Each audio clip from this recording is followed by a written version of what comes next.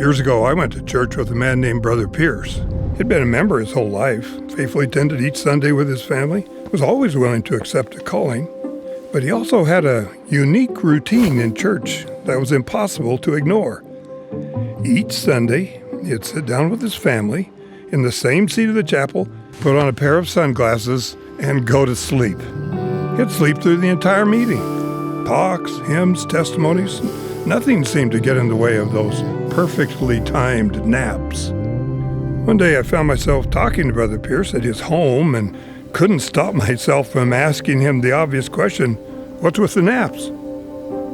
Brother Pierce explained that he was bored at church. He'd seen and heard most of what he needed for his own spiritual growth. He made sure to take the sacrament and be with his family as they learned about the gospel, but it was simply more productive to get some shut-eye rather than participate. As I listened to him rationalize his stance on church naps, it was clear Brother Pierce wasn't seeing his own value.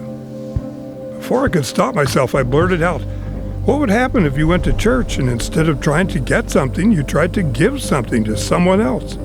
Find someone who looks uncomfortable or new or struggling in the gospel and use your experience to help." Brother Pierce stared blankly for a moment and then began to see what I saw.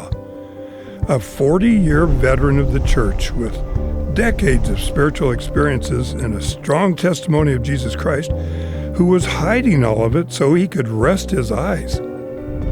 Brother Pierce was willing to give it a try.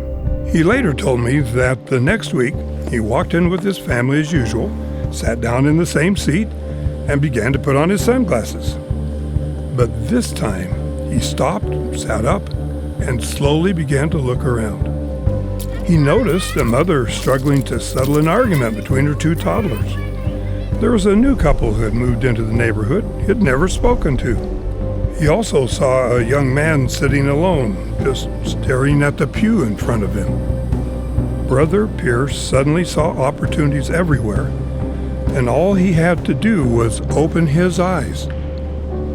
As the weeks went on, Brother Pierce sat next to people who he noticed might need something, people who came to church that Sunday wondering if they'd ever come back, people struggling with their faith or feeling as if they didn't belong.